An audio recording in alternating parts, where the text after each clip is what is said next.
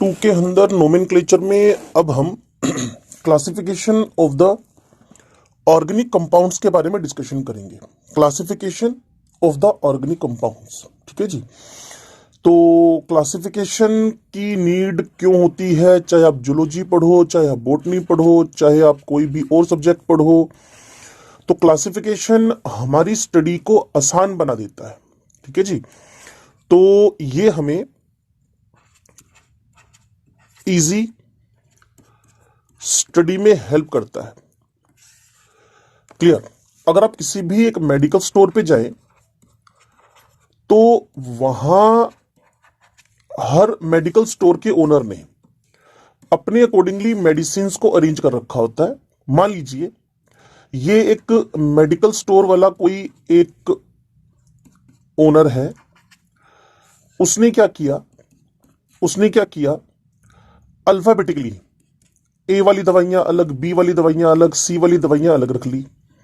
या फिर किसी एक दूसरे मेडिकल स्टोर वाले बंदे ने क्या किया, जो आपके पास कंपनी है, क्लियर, मान लीजिए फाइजर कंपनी की है, सिप्ला कंपनी की है, या एससी इंड स्विफ्ट की है, जो भी, तो उनको कंपनीज के अकॉर्डिंगली अरेंज कर लिया। या फिर एक तीसरा मेडिकल स्टोर वाला है, उसने क्या किया, अपनी मेडिसिन को, उसकी समझ है क्लासिफिकेशन की, जिससे उसको आसानी हो जाए, कोई भी प्रिस्क्रिप्शन लेकर जाए तो इजीली वहां तक पहुंच बना पाए वो। तो या तो फिर वो क्या करेगा, अकॉर्डिंग टू द डिजीज उसने क्या किया हुआ है, क्लासिफिकेशन किया हुआ है कि ये सरदर्द की दवाई है, ये बुखार की दवाई है, क्लियर ना, ऐसे करके उसने डिफरेंट तरीके से क्लासिफिकेशन कर रखे हैं। तो कुल मिलाकर जो आपके पास क्लासिफिकेशन है, आपकी स्टडी को क्या कर देता है, आसान बना देता है। तो उसी फोकस को हम लेने जा रहे हैं। तो यहां मेरे पास ऑर्गेनिक कंपाउंड जब मैंने लिखा ऑर्गेनिक कंपाउंड्स, समझते रहिएगा, बड़ी इंपॉर्टेंट बातें हैं, फाउंडेशन आपका अच्छा खासा बन जाएगा। ऑर्गेनिक कंपाउंड्स, ठीक है जी। अब इन ऑर्गेनिक कंपाउंड्स को दो पार्ट्स में क्लासिफाई कर लिया गया। एक आपके पास है ओपन चेन, ओके, इसी को आप लोगों ने बोल दिया एलिफेटिक। एलिफेटिक का जो अलाइफर वर्ड है ना, ALIPHER, इसका सिंपल मीन होता है फैट। तो ये ओपन चेन कंपाउंड्स को एलिफेटिक बोला गया। और जो इसके बाद ओपन चेन की जगह क्लोज चेन थी, जिनको आपने साइक्लिक बोला हुआ है, ठीक है जी। पहले ओपन चेन, दूसरे क्लोज चेन या साइक्लिक हो गए। एलिफेटिक को आप असाइक्लिक भी बोल सकते हो, बिना चेन के, बिना रिंग के। और यहां आपके पास क्या होंगे, रिंग स्ट्रक्चर होंगे। तो ओपन चेन, रिंग चेन, इसके दोनों एंड क्या होंगे, open. Clear? Both ends are open, दोनों सिरे खुले हुए हैं। यहां रिंग से समझ में आ रहा है कि ये साइक्लिक फॉर्म में मिलेंगे। तो अगर आप एग्जाम्पल पे जाना चाहते हैं तो ये आपके पास ओपन चेन है और ये आपके पास एक रिंग है, ठीक है जी। तो 1 2 3 4 5 6 7 हुआ, ये 5 मेंबर्ड का रिंग हुआ। अगर आप इसी सीरीज में आगे बढ़ना चाहते हैं तो जो आपके पास ओपन चेन है उसको मैंने फर्दर क्लासिफाई कर दिया, किसके अंदर, सैचुरेटेड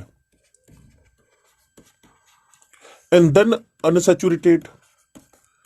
जो सैचुरेटेड है वहां ऑल सिग्मा बॉन्ड्स है,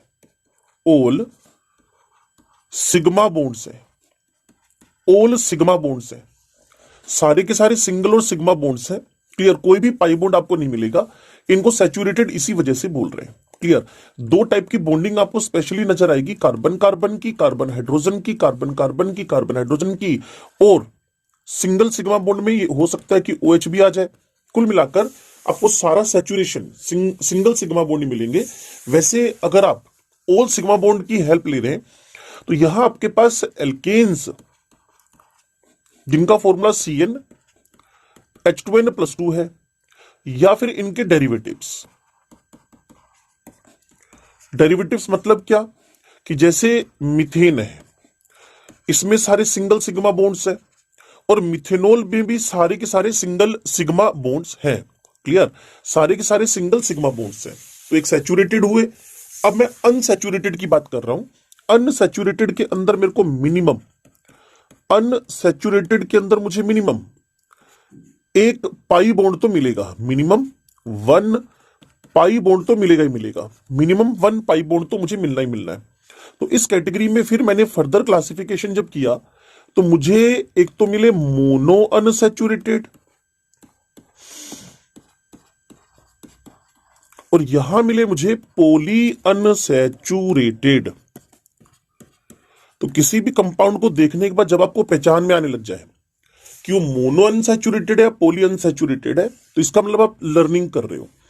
इसका फर्दर क्लासिफिकेशन जब हुआ तो एल्कीन बना जिसमें 1 डबल बॉन्ड है, फिर एल्काइन बना जिसके अंदर 1 ट्रिपल बॉन्ड है। ठीक है जी। और पॉली अनसैचुरेटेड में जो डबल बॉन्ड और ट्रिपल बॉन्ड का नंबर है, पॉली अनसैचुरेटेड में जो आपके पास डबल या ट्रिपल बॉन्ड का जो नंबर है, डबल या ट्रिपल बॉन्ड्स का जो नंबर है वो इक्वल्स टू 2 और ग्रेटर देन 2 होगा, या 2 या 2 से ज्यादा, 2 या 2 से ज्यादा होगा। तो जब भी आप इथीन कहो तो ये मोनो अनसैचुरेटेड हो गए। जब आप प्रोपडाइन कहो तो ये पॉली अनसैचुरेटेड हो गए। जब आप इथाइन कहो तो ये मोनो अनसैचुरेटेड हो गए। लेकिन जब आप इसी स्ट्रक्चर में एक ट्रिपल और डबल बॉन्ड लगा दो, मिनिमम 2, क्लियर, डबल या ट्रिपल बॉन्ड या दोनों का मिक्सचर, तो ये आपके पास ब्यूट इन आइन हुआ, ब्यूट इनाइन। तो ये आपके पास क्या हो गया जी, पॉली अनसैचुरेटेड कंपाउंड। ठीक है जी। तो MUS PUS mono unsaturated, PUS का मतलब हो गया पॉली अनसैचुरेटेड कंपाउंड। तो ये एक हल्का क्लासिफिकेशन हुआ। किसका क्लासिफिकेशन हुआ, ये open chain aliphatic alicyclic compound जिसमें अलाइफर का मतलब फैट होता है, दोनों सिरे इसके खुले हुए होंगे। सैचुरेटेड अनसैचुरेटेड, सैचुरेटेड में सारे सिग्मा बॉन्ड्स हैं, अनसैचुरेटेड में मिनिमम एक पाई बॉन्ड तो आना ही आना है। क्लियर। और अगर मैं सैचुरेटेड का फर्दर क्लासिफिकेशन करने की कोशिश करूं तो मैं कैपेबल नहीं हो पाऊंगा, एल्केन्स और इसके डेरिवेटिव्स हो जाएंगे। जबकि मैं अनसैचुरेटेड की बात करूं तो जिसमें डबल बॉन्ड का नंबर 1 या ट्रिपल बॉन्ड का नंबर 1 हो, एल्कीन एल्काइन उस कैटेगरी में जा सकते हैं।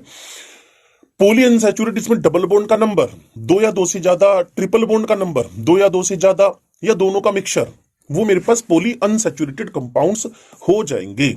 तो अब हमारा फोकस जिस तरफ बढ़ेगा वो होएगा क्लोज और साइक्लिक और रिंग स्ट्रक्चर्स के अंदर। ठीक है जी। तो हम बढ़ते हैं रिंग स्ट्रक्चर्स की तरफ। तो इसमें मेरे पास जो रिंग स्ट्रक्चर्स हैं, एक होंगे इसके अंदर होमोसाइक्लिक,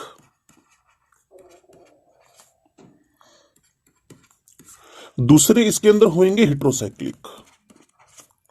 ठीक है जी। होमोसाइक्लिक का मतलब क्या, सारे की सारी आपके पास all are carbons in the ring, ring में सारे के सारे कार्बन होंगे। जबकि हेट्रोसाइक्लिक में कार्बन प्लस हेटेरो एटम, और शायद आप पिछले डिस्कशन से समझ गए होंगे कि हेटेरो एटम का मतलब क्या है। हेटेरो एटम का मतलब एक्सेप्ट कार्बन कोई भी एटम हो, एक्सेप्ट कार्बन कोई भी एटम हो उसको आप हेटेरो एटम बोलते हो, एक्सेप्ट कार्बन कोई भी एटम हो। जैसे कि आप यहां इस स्ट्रक्चर को लिख रहे हैं, तो इस स्ट्रक्चर के अंदर कार्बन साइकिल में, कार्बन रिंग में, कार्बन रिंग में, और यहां आकर आपके पास ऑक्सीजन। ठीक है जी। ऐसे ही अगर आप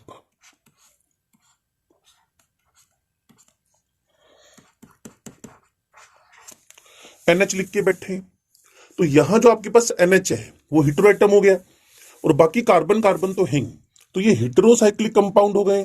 और अगर होमोसाइक्लिक की बात करें तो साइक्लोप्रोपेन, साइक्लोब्यूटेन, साइक्लोपेंटेन, जितने कार्बन है उसमें बस साइक्लो लगाते चले जाइए। जितने कार्बन है, 3 carbon cyclopropane, 4 carbon cyclobutane, 5 carbon cyclopentane. तो इस तरीके से आपके पास होमोसाइक्लिक स्ट्रक्चर बन जाएंगे। अब हम क्या करेंगे, होमोसाइक्लिक और हेटेरोसाइक्लिक का फर्दर क्लासिफिकेशन करेंगे। ठीक है जी, होमोसाइक्लिक और हेटेरोसाइक्लिक का फर्दर क्लासिफिकेशन करेंगे। और वो क्लासिफिकेशन क्या है, आइए देखते हैं उसको हम लोग।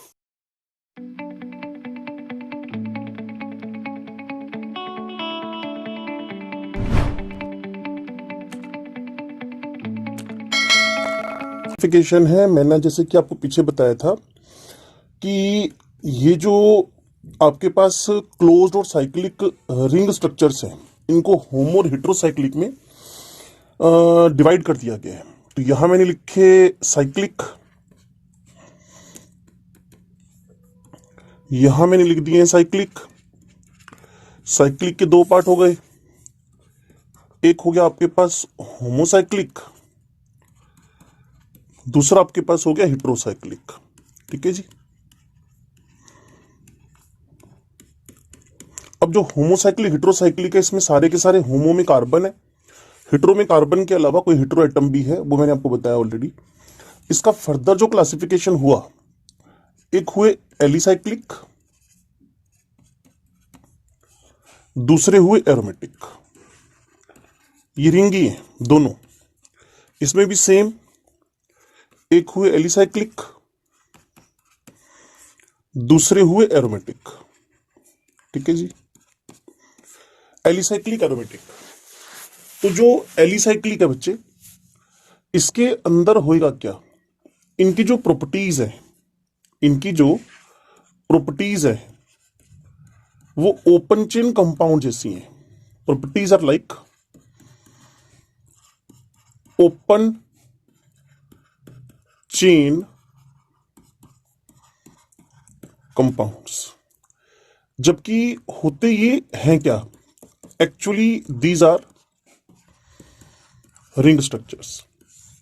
ओरिजिनली रिंग स्ट्रक्चर्स हैं, लेकिन ओपन चेन कंपाउंड जैसी इनकी प्रॉपर्टीज है।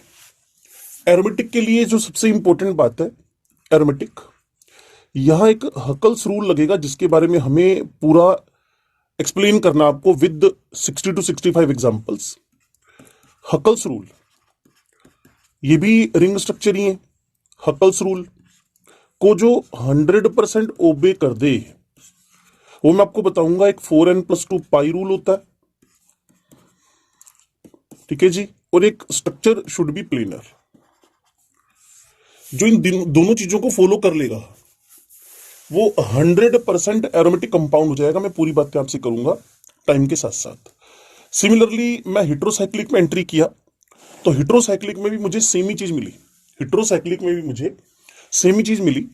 यहां भी मेरे पास प्रॉपर्टीज आर लाइक एलिफेटिक, मतलब ओपन चेन कंपाउंड्स, एरोमेटिक जो हकल्स रूल को फॉलो कर ले। हाँ, अब ज्यादा से ज्यादा क्या कर सकते हैं, इनके एग्जाम्पल्स पे काम कर सकते हैं। जैसे कि साइक्लोहेक्सेन हुआ, ये मेरे पास एलिसाइक्लिक है, ये मेरे पास एलिसाइक्लिक है, एलिसाइक्लिक। ठीक है जी, ये मेरे पास एलिसाइक्लिक है, साइक्लोहेक्सेन। ओके, इसको मैं फिर बना देता हूं। ये साइक्लोप्रोपेन भी होता है, साइक्लो आपके पास ब्यूटेन भी होएगा, साइक्लोहेक्सेन भी होएगा, साइक्लोपेंटेन भी होएगा। ठीक है जी, और इसमें आपके पास एंट्री करेगा बेंजीन। ठीक है जी, मिनिमम स्ट्रक्चर ये बेंजीन। वैसे जब आप इसके पूरे थ्योरम पे आ जाओगे तो और भी बातें सीखने को मिलेंगी। बस मैं एक एग्जांपल आपको बताना चाहता हूं कि बेंजीन आपके पास एरोमेटिक कंपाउंड है। एलिसाइक्लिक में एंट्री करें तो यहां एक हेटेरो एटम आएगा, बाकी ये सब बातें आप जानते ही हो। इसमें भी एक बेंजीन जैसा स्ट्रक्चर बनाकर, ये सिर्फ एग्जांपल्स हैं जिसके थ्रू आप चीजों को सीख रहे हैं। ठीक है जी, ये मेरे पास पिरिडीन है, ये मेरे पास पिरिडीन है। तो पिरिडीन के अंदर नाइट्रोजन आ गया कार्बन की जगह पे, तो ये हेटेरोसाइक्लिक के अंदर, ये हेटेरोसाइक्लिक के अंदर आपके पास एरोमेटिक कंपाउंड हो गया है। बस अब होता क्या है, जो एरोमेटिक है ना, उसका भी फर्दर क्लासिफिकेशन किया गया है दोनों में। एरोमेटिक का भी फर्दर, जिसमें प्योरली बेंजीन रिंग हो तो उनको बोल देते हैं हम लोग बेंजीनोइड्स। ठीक है, जैसे मेरे पास बेंजीन तो खुद हो ही गया, ऐसे ही कभी मेरे पास फिनोल हो जाए, एनिलीन हो जाए, ढेरों कंपाउंड्स हैं। एक होएगा नॉन बेंजीनोइड, जिसमें बेंजीन रिंग ना हो, लेकिन कंपाउंड आपके पास कैसा हो, एरोमेटिक, जिसमें बेंजीन रिंग ना हो लेकिन कंपाउंड कैसा हो, एरोमेटिक। अगर आप कहेंगे ऐसे कंपाउंड क्या है, बिल्कुल ये देखिए, ये मेरे पास ट्रोपाइलियम आयन है एक, जो बेंजीन रिंग वाला नहीं है, not the benzene ring, but compound itself is aromatic, compound itself is aromatic. तो बड़ी सिंपल सी समरी बन गई है। सबसे पहले मैं पीछे की तरफ बढ़ता हूं, फिर आपको समराइज करके चीजों को बताता हूं। ऑर्गेनिक कंपाउंड्स का क्लासिफिकेशन हुआ open chain, close. Open chain जो हुआ उसके अंदर एलाइफर भी फैट के नाम से एलिफेटिक बोलते हैं, दोनों साइड उसके खुले होंगे। क्लोज और साइक्लिक के अंदर हमारे पास दोनों एंड एक दूसरे से जुड़ जाएंगे। उनमें सैचुरेटेड अनसैचुरेटेड रहेगा। सैचुरेटेड वो होता है जिसमें सारे के सारे सिग्मा बॉन्ड हो, अनसैचुरेटेड हो जिसमें कम से कम एक पाई बॉन्ड आ जाए, जैसे एल्कीन एल्काइन वगैरह अनसैचुरेटेड है। उसके बाद जो साइक्लिक है उसमें होमोसाइक्लिक हेट्रोसाइक्लिक है, जैसा मैं आपको यहां भी समराइज फॉर्म में बता रहा था, क्लियर। तो यहां मेरे पास होमोसाइक्लिक हेट्रोसाइक्लिक, जो होमोसाइक्लिक है उसमें एलिसाइक्लिक, प्रॉपर्टीज तो एलिफेटिक कंपाउंड जैसे बट रिंग, एरोमेटिक जो हक्कल्स रूल को फॉलो करें। हिट्रो में भी बस एक हिट्रो एटम आ जाएगा, कार्बन के अलावा दूसरा कोई एटम आ जाएगा, लेकिन जो प्रॉपर्टीज होंगी एलिसाइक्लिक की वो होंगी एलिफेटिक, मतलब ओपन चेन जैसी। और जो एरोमेटिक है वो आपके पास समझ में आई गया, जो हक्कल्स रूल को ओबे करे। फिर हमने क्या किया, एरोमेटिक के फर्दर दो टुकड़े कर दिए, एक बेंजीनोइड बन गया, एक नॉन बेंजीनोइड बन गया। बेंजीनोइड वो हुआ, बेंजीनोइड वो हुआ, बेंजीनोइड वो हुआ जिसमें बेंजीन रिंग है, और नॉन बेंजीनोइड वो हुआ जिसमें बेंजीन रिंग नहीं है। ठीक है जी। तो इस तरीके से हमारे पास classification of the organic compounds खत्म हो गया है। अब हम नोमेनक्लेचर की तरफ बढ़ेंगे, कंपाउंड्स की नेमिंग करना शुरू करेंगे। ठीक है जी। तो ये सारी बातें पता चलने के बाद अब हम बढ़ते हैं किस तरफ, टूवर्ड्स द एक इंट्रोडक्शन, जैसा कि मैं आपको पहले भी बताना चाहता था, होमोलोगस सीरीज। आपको पहले भी कहा था ना कि किसी को ऑर्गेनिक कंपाउंड अगर बनना है तो उसके अंदर कार्बन तो होना ही चाहिए, उसके अंदर कार्बन तो होना ही चाहिए, साथ साथ में उसके अंदर एक होमोलोगस सीरीज भी होनी चाहिए। तो होमोलोगस सीरीज क्या है मैं आपको बताना शुरू करता हूं। होमोलोगस सीरीज की डेफिनेशन ऐसी हुई कि कोई भी फैमिली या group, clear, of structurally similar organic compound, clear. मैं इसको फैमिली लिख देता हूं, जैसे एल्केन थी आपके पास, या कोई एल्कोहल का ग्रुप हो जाएगा आपके पास। ठीक है जी। जो स्ट्रक्चरली सिमिलर हो, जैसे एल्कोहल है तो सब में OH आएगा ही आएगा, स्ट्रक्चरली सिमिलर हो, स्ट्रक्चरली सिमिलर हो, स्ट्रक्चरली आपके पास सिमिलर। ठीक है जी। स्ट्रक्चरली सिमिलर ऑर्गेनिक कंपाउंड्स, उसको आप लोगों ने क्या बोल दिया है, होमोलोगस सीरीज बोल दिया है। तो फैमिली या ग्रुप जो स्ट्रक्चरली सिमिलर हो, ऑर्गेनिक कंपाउंड्स हो, क्लियर। अब इसमें हमें समझना क्या है, जितने भी इसके अंदर मेंबर्स होंगे, क्लियर, ऑल द मेंबर्स, जितने भी इसके अंदर मेंबर्स होंगे या कंपाउंड्स होंगे, क्लियर, उनके साथ सिमिलर फंक्शनल ग्रुप जुड़ेगा, clear. All the members of which contain, clear है, the same functional group, same functional group होएगा सबके साथ। अगर आप चेक करना चाहते हैं तो चेक कर लें। ये मेरे पास एक मिथेनॉल हुआ, एल्कोहल फैमिली हो गई, CH3CH2 इथेनॉल हुआ, क्लियर, जिससे नशा होता है। पहले वाला थोड़ा सा पॉइजनस है, टॉक्सिक है। अगला वाला मेरे पास प्रोपेनॉल हुआ, लेकिन खास बात क्या, सबके अंदर same physical group copy paste हो रहा है, सबके अंदर same physical group copy paste हो रहा है, same physical group copy paste हो रहा है। All the members which contain the same physical functional group, same functional group, clear. अब इसमें होएगा क्या, इसमें एक gradation in the physical properties and similarity in chemical properties दिखेगी। देखें आप, कुछ जो फिजिकल प्रॉपर्टीज हैं, gradation in the physical properties gradation in the physical properties का मतलब जानते हैं ना, स्मेल,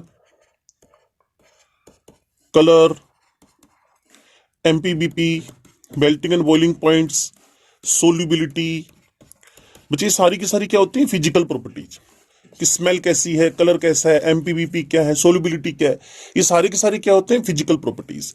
लेकिन जो आपके पास केमिकल प्रॉपर्टीज है, क्लियर, उसमें आपको क्या दिखेगी, सिमिलरिटी। आपको उसमें क्या दिखेगी, similarities in the chemical properties. जैसे जैसे सब्जेक्ट आगे बढ़ेगा आपको सारी की सारी बातें सीक्वेंस में समझ आती जाएंगी। लेकिन प्रोमिस आपने ये करना है कि जो आप यहां सुन रहे उसको परमानेंटली दिमाग में रखें। जो पेज आपको दिख रहा है बड़ा सिंपल कर दूं, स्ट्रक्चरली सिमिलर हो वो, क्लियर, एक जनरल फॉर्मूला मतलब ग्रुप और फैमिली हो, इसके अंदर जितने भी मेंबर होंगे उसमें सेम फंक्शनल ग्रुप होएगा। मिथेनॉल, इथेनॉल, प्रोपेनॉल का एग्जांपल मैंने दिया। एक फिजिकल प्रॉपर्टीज में ग्रेडेशन होएगा, एमपीबीपी बढ़ते बढ़ते बढ़ते, सोल्यूबिलिटी घटती बढ़ती, जो भी ग्रेडेशन होएगा। कलर, क्लियर, स्मेल, ये फिजिकल प्रॉपर्टीज है। लेकिन केमिकल प्रॉपर्टीज, मिथेन अगर क्लोरीन से रिएक्शन कर रहा है तो इथेन भी करेगा, प्रोपेन भी करेगा। सिमिलरली अल्कोहल अगर PCl5 से मिथेनॉल रिएक्ट कर रहा है तो इथेनॉल भी करेगा, प्रोपेनॉल भी करेगा। तो वहां कुछ सिमिलरिटीज आपको देखने को मिलती हैं। ठीक है जी। तो कुल मिलाकर अब हम इसके आगे जो होमोलोगस सीरीज है उसकी कुछ प्रॉपर्टीज को स्टडी कर लें। वैसे तो इसके अंदर है gradation in physical properties, similarity in the chemical properties, ये एक कहीं ना कहीं आपके पास करेक्टर है किसका, होमोलोगस सीरीज का। ठीक है जी।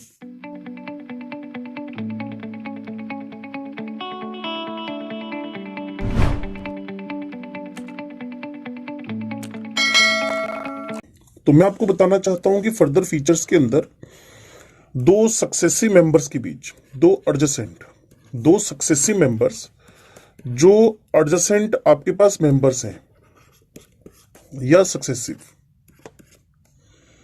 ठीक है जी, कॉन्टिन्यूअस मतलब दो लगातार, में delta MW difference of molecular weight आपके पास 14 का, या यूं मान के चले CH2 यूनिट का फर्क होएगा, CH2 यूनिट का फर्क होएगा। अगर आप एग्जांपल में आना चाहते हैं तो CnH2n+2, CnH2n+2 ये एल्केन्स का फॉर्मूला था, CnH2n+2 ये आपके पास फॉर्मूला ऑफ एल्केन्स है। अब मैं स्टार्ट के कुछ मेंबर्स लिखता हूं, ध्यान से देखना। मीथेन लिखा, यहां आपने इथेन लिखा, यहां आपने प्रोपेन लिखा, यहां आपने 4 कार्बन का ब्यूटेन लिख दिया, यहां पेंटेन लिख दिया, यहां आपने हेक्सेन लिख दिया, यहां आपने पहुंचते पहुंचते हेप्टेन लिख दिया। अब इन दोनों के बीच में एक कार्बन और 2 हाइड्रोजन, एक कार्बन 2 हाइड्रोजन, एक कार्बन 2 हाइड्रोजन, एक कार्बन 2 हाइड्रोजन, एक कार्बन 2 हाइड्रोजन का फर्क आपको नजर आएगा, जो 14 12+2 14 मोलिकुलर वेट के बराबर है। तो किन्हीं दो मेंबर्स की बात अगर करें, एनी 2 मेंबर्स, किन्हीं दो मेंबर्स की बात करें, एनी 2 मेंबर्स, तो वहां आपके पास N/CH2 या N/14 का डिफरेंस आएगा। ठीक है जी, N/CH2 का या N/14 का डिफरेंस आएगा।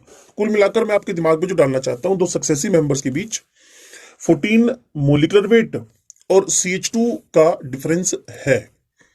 तो इस पूरे प्रोसेस को, इस पूरे फिनोमिनन को आप लोग होमोलॉगी कहते हैं, इस पूरे फिनोमिनन को। और जो मेंबर्स हैं, जो आपके पास मेंबर्स हैं, ठीक है जी, उनको आप बोलते हैं होमोलोगस। क्लियर। तो इनके मेंबर्स को आप लोगों ने क्या बोलना शुरू कर दिया, होमोलोगस सीरीज का मेंबर है तो होमोलॉगीज ही हो जाएंगे आपके पास। ठीक है जी, होमोलोगस सीरीज का मेंबर है तो होमोलॉगीज हो जाएंगे, फिनोमिनन होमोलॉजी हो जाएगा, और इसके पूरे फिनोमिनन को आप होमोलोगस सीरीज बोल देंगे। अगर इसी चीज को आप CnH2n+1 OH एल्कोहल पे लगाना चाहते हैं तो स्टार्ट का मेंबर मिथेनॉल है, फिर आपके पास इथेनॉल है, एक एक कार्बन को यहां बढ़ाते चले जाए, फिर आपके पास प्रोपेनॉल है, फिर आपके पास इसी तरीके से ब्यूटेनॉल बनेगा, ठीक है जी। फिर यहां आपके पास पेंटेनॉल बनेगा, फिर यहां आपके पास पेंटेनॉल बनेगा, C5H11OH। इन दोनों के बीच का जो गैप है, जैसा कि मैंने आपको पहले भी बताया था, CH2 या 14, दो सक्सेसिव CH2 14 CH2 14, इन दोनों के बीच का गैप CH2 14। तो ये जो CH2 14 CH2 14 का गैप है, ये इसका करेक्टरिस्टिक हो गया, होमोलॉगी हो गई है। इस फिनोमिनन को आपने होमोलॉगी, मेंबर होमोलॉगीज और पूरी होमोलॉगस सीरीज आपके पास तैयार हो गई है। तो इस डिस्कशन के बाद जो हमने अप्रोक्सीमेट, पहले वाला वीडियो 40-45 मिनट का था, अब वाला वीडियो ये 25-40 मिनट का हो चुका है। तो आफ्टर 1 आवर अब हम एंट्री कर सकते हैं नोमेनक्लेचर पे, ठीक है जी।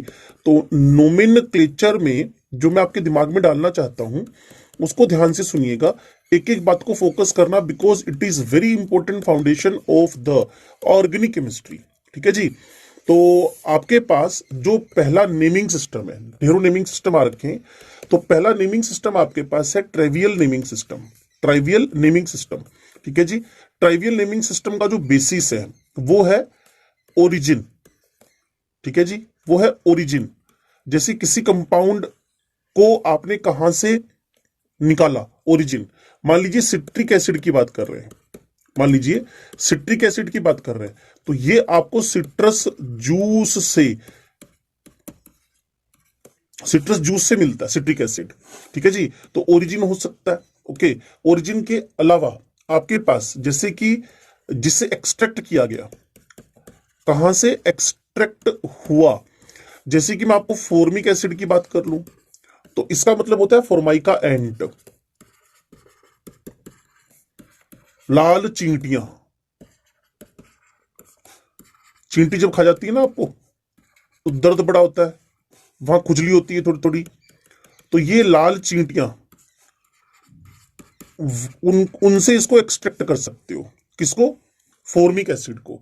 सिमिलरली यूरिया यूरिन से आ रखा है, सिमिलरली यूरिया यूरिन से आ रखा है, ठीक है जी। यूरिया आपको पहले भी मैंने बताया था, यूरिया फर्स्ट कंपाउंड है जो लेबोरेटरी में सिंथेसाइज हुआ फ्रॉम इनऑर्गेनिक कंपाउंड्स, तो यूरिन के नाम से यूरिया आ गया, ओके। सिमिलरली आपके पास है वुड स्प्रिट, मिथेनॉल, अभी थोड़ी देर पहले लिखा था वुड स्प्रिट। ये जो वुड स्प्रिट है ये वुडन से, लकड़ी से, वुड से, उसके डिस्टिलेशन से आती है, ग्रीन वुड से। तो ग्रीन वुड का अगर आप डिस्ट्रक्टिव डिस्टिलेशन करवा दें, डिस्ट्रक्टिव डिस्टिलेशन करवा दें तो आपके पास बनता है या मिलता है कौन, दैट इज वुड स्प्रिट, ठीक है जी। तो ओरिजिन हो गया, एक्सट्रैक्शन कहां से हो रखा है, क्लियर है, सोर्स क्या है, क्लियर, वही ओरिजिन, सोर्स क्या है, या किस तरीके से उसको आपने वहां से बनाया है, okay. Oxalic acid oxalis plant से मिलता है, ऑक्सैलिक एसिड तो ऑक्जेलस प्लांट से मिलता है, तो उसका नाम रख दिया गया है ऑक्सैलिक एसिड, ऑक्सैलिक एसिड, ठीक है जी। ये मिलता है ऑक्जेलस प्लांट से, ऑक्जेलस प्लांट से मिलता है, दैट्स वाई इसको बोल दिया गया ऑक्सैलिक एसिड। ऐसी ढेरों, ऐसे ग्रेन एल्कोहल जो शराब पीने में काम आती है, ग्रेन एल्कोहल, ठीक है जी। ये C2H5OH है क्योंकि ये fermentation of the wheat, fermentation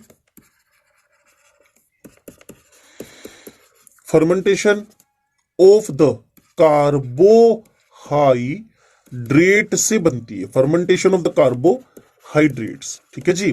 तो फर्मेंटेशन ऑफ कार्बोहाइड्रेट से बनता है, दैट्स वाई इसको हम लोगों ने क्या बोल रखा है, it is grain alcohol, grain alcohol. Ethanol oxalic acid oxalis plant से मिला, ऐसी सिरका, विनेगर बोलते हैं उसको, ठीक है जी, एसिटम। तो ऐसी ढेरों बातें हो सकती हैं जैसे जैसे आप ऑर्गेनिक केमिस्ट्री में आगे बढ़ते जाओगे। तो मैं इन सब चीजों को आपके लिए समराइज करता जाऊंगा। तो इसको बोलते हैं, जिसको ट्रिवियल बोल दीजिए, ट्राइवियल बोल दीजिए, जो आपको समझ में आता है, क्लियर।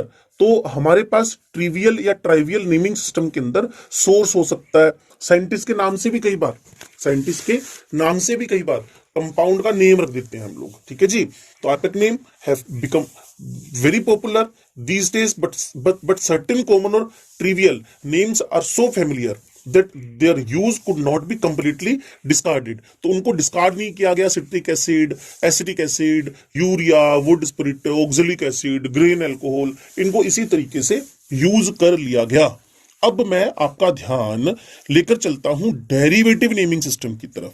क्लियर? चलती नहीं है, लेकिन कभी कभी आपको इनको लेकर पेपर में या टेस्ट में टीचर ही फंसा देगा. फिर आपको होगी पता नहीं कौन सा नेमिंग सिस्टम टीचर ने लिख दिया है. और तीसरे नंबर पे चलेंगे आईयूपीएसी. तो मैं आपको बता रहा हूं डेरिवेटिव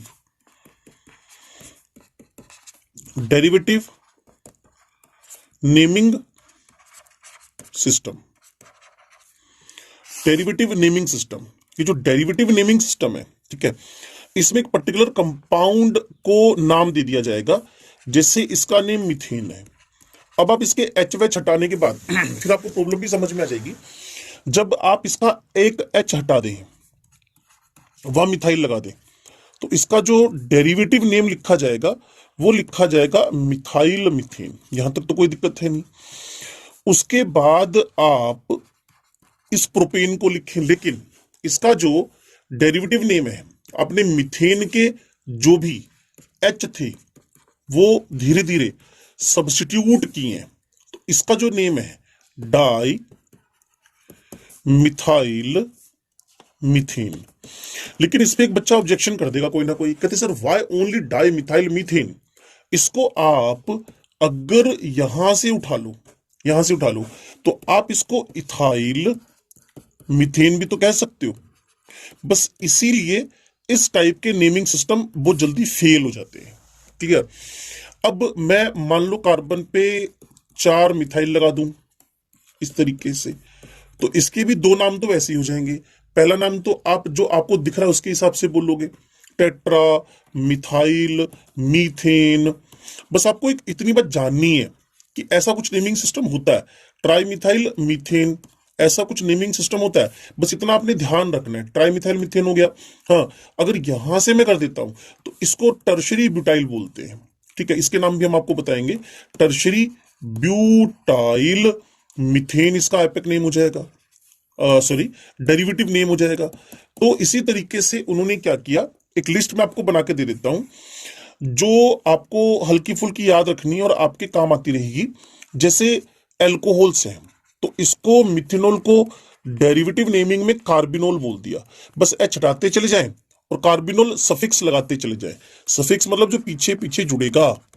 ठीक है जी. अब आपके पास इसको परमानेंटली उन्होंने इथाइलीन बोल दिया. बस इसके एच हटाते चले जाएं, ग्रुप लगाते चले जाएं और लास्ट में इथाइलीन इथाइलीन इथाइलीन आपने बोलना ही है.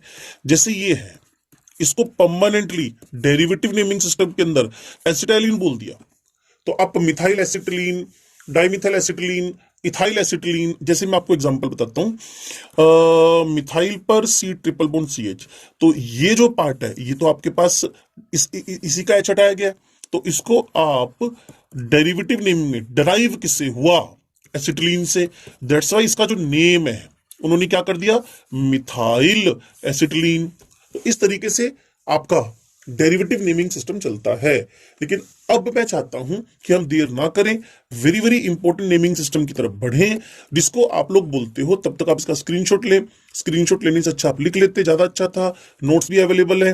क्लियर? तो ये लीजिए. Okay,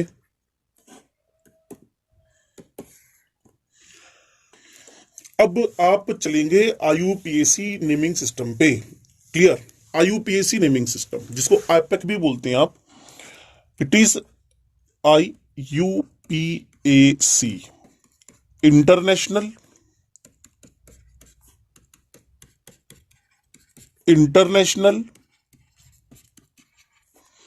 union of pure and applied chemistry,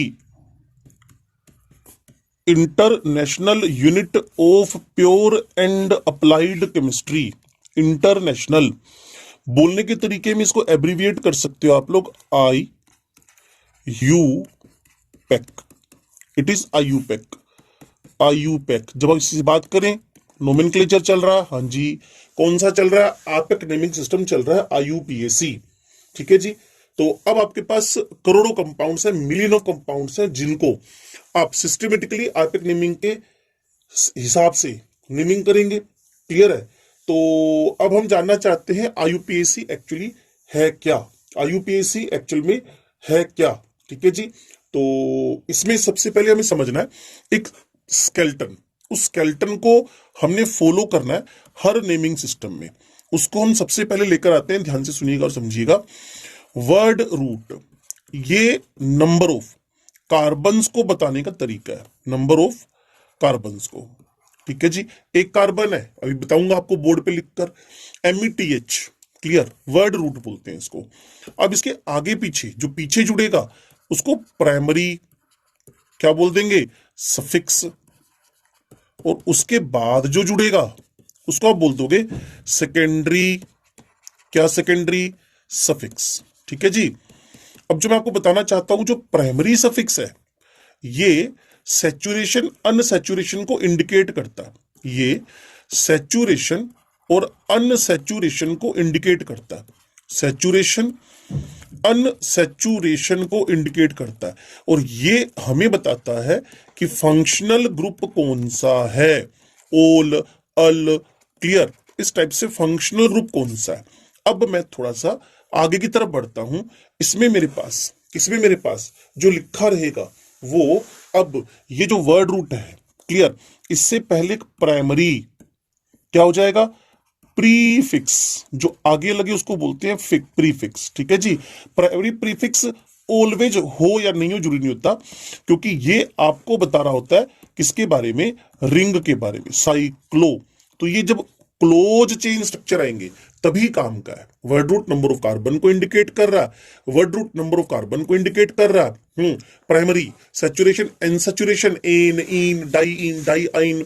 okay, कम से कम हम 500 क्वेश्चन तो कर ही लेंगे। सेकेंडरी सफिक्स हो गया फंक्शनल ग्रुप, ये आ भी सकता है नहीं भी आ सकता, डिपेंड कर रहा है कि आपको क्या दिया गया है। ठीक है जी। अब बचता है आपके पास सेकेंडरी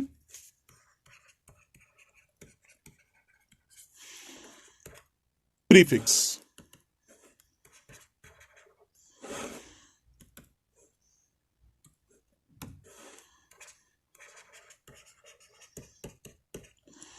सेकेंडरी प्रीफिक्स आपको लोकेंट्स के बारे में बता रहा होता है, सेकेंडरी प्रीफिक्स आपको बता रहा होता है लोकेंट्स के बारे में। लोकेंट्स का मतलब क्या है, सारी बातें आपको पता चलेंगी।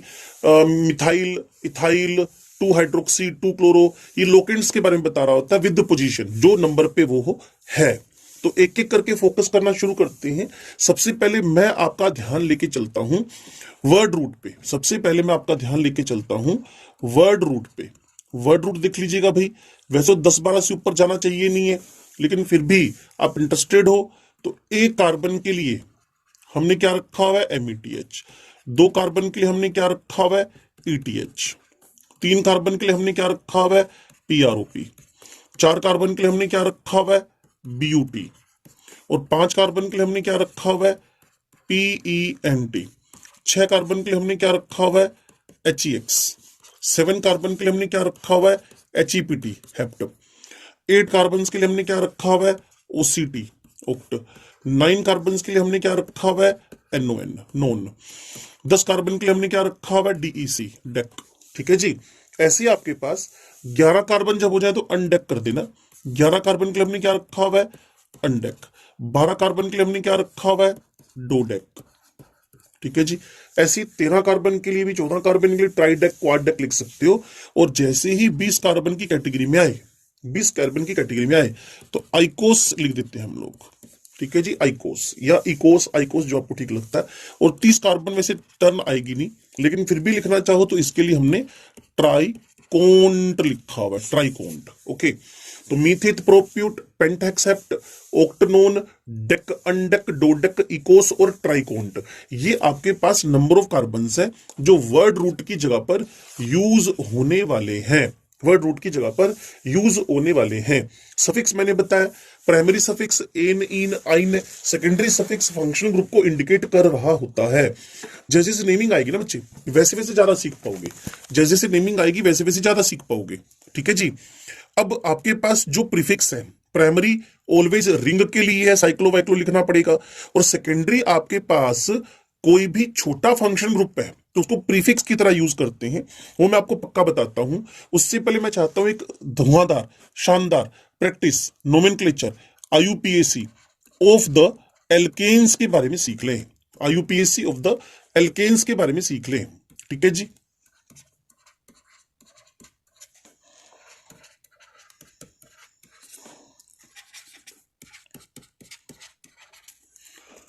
सब हमारे फोकस पे रहेंगे और ये ज्यादा इंपॉर्टेंट है। अगर इसको प्रॉपरली जान गए तो समझिए कि एल्केन के बाद एल्कीन एल्काइन सीखना आपके लिए सुपर इजी हो जाएगा, बहुत ज्यादा इजी हो जाएगा। तो काम शुरू करते हैं जी। नंबर 1, आपको किसी भी स्ट्रक्चर को देखने के बाद, आपको किसी भी स्ट्रक्चर को देखने के बाद longest continuous carbon chain select करनी है। Longest continuous, longest continuous carbon chain का सिलेक्शन करना है। लॉन्गेस्ट कॉन्टिन्यूअस कार्बन चेन का सिलेक्शन करना है, लॉन्गेस्ट कॉन्टिन्यूअस कार्बन चेन का सिलेक्शन करना है। उसी को फिर आप लोगों ने पेरेंट या फिर क्या बोल देना है, it is the word root. ये वर्ड रूट है, पेरेंट है या वर्ड रूट है। ठीक है जी, पेरेंट है या वर्ड रूट है। अब हम थोड़ा सा काम करना शुरू करते हैं, ध्यान से देखें। सबसे पहले मैंने 3 कार्बन बनाए, फिर यहां 2 मिथाइल लगा दिए। ठीक है जी। अब आप कहेंगे सर 3 कार्बन की लॉन्गेस्ट है, ना ना ना ना, कॉन्टिन्यूटी पे आना है। तो 1 2 3 4 कॉन्टिन्यूटी, ब्रेक नहीं हुई कहीं भी। आपको ये नहीं देखना, यूं सोचो कि मान लो आपके पास ये एक चेन है, ठीक है, और यहां आपने इसको लटका दिया, और अगर आप यहां से पकड़कर इसको सीधा करें तो कुछ इस तरीके से दिखने लगेगा। तो कॉन्टिन्यूस चेन ही तो हुई है, ये कॉन्टिन्यूस चेन ही तो हुई। तो इसीलिए 1 2 3 4 5 5 कार्बन की चेन है। तो इसको आप लोगों ने क्या बोलना शुरू कर दिया, इट इज पेंटेन। 5 कार्बन की चेन है, आपने इसको क्या बोलना शुरू कर दिया, पेंटेन। ऐसे ही आपके पास तो किसी भी स्ट्रक्चर को देखने के बाद प्रॉपरली आपने दिमाग लगाना है।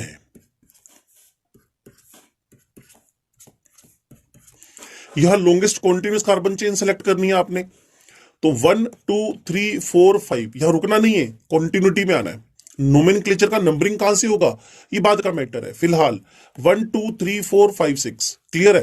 तो लॉन्गेस्ट कॉन्टिन्यूस कार्बन चेन आपके पास 6 कार्बन की मिल रही है। ओके, नेमिंग कैसे होगी, नंबरिंग कैसे होगी, वो बाद का प्रोसेस है। आपको लॉन्गेस्ट कॉन्टिन्यूस कार्बन चेन का सबसे पहले सिलेक्शन करना सीखना है। जैसे मैं आपको एक और एग्जांपल दे रहा हूं,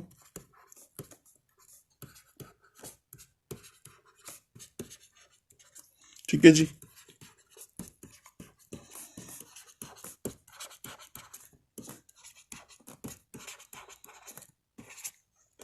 लो जी, अब हमें लॉन्गेस्ट कॉन्टिन्यूस कार्बन चेन के बारे में सोचना है। 1 2 3 4 5 6 7 एक हो गया, 1 2 3 4 5 6 7 8 9। तो एक बार फिर सोचें और समझें। लो जी, गायब कर दिया मैंने। अगर मैं कहीं ना कहीं इस चेन को सेलेक्ट करता हूं तो ये 7 कार्बन की हो रही है, 1 2 3 4 5 6 7। ओके, लो जी, हटा देते हैं इसको। अब अगर मैं ये वाली चेन सेलेक्ट करता हूं तो ये 1 2 3 4 5 6 7 8 9 की हो रही है। तो आप इतने समझदार तो हैं कि 7 और 9 में से जो लॉन्गेस्ट चेन है वो कौन सी आपको समझ में आ रही होगी। तो उस लॉन्गेस्ट चेन को सेलेक्ट करना आपका पहला ड्यूटी है। Select the longest continuous carbon chain. सबसे पहले आपको एल्केन में ज्यादा दिक्कत है, क्लियर ना, जिसमें आपको प्रॉपरली टास्क लेना पड़ेगा। अब मैं एक स्ट्रक्चर और बना के बताता हूं आपको, ध्यान से सुनना और समझना और देखना।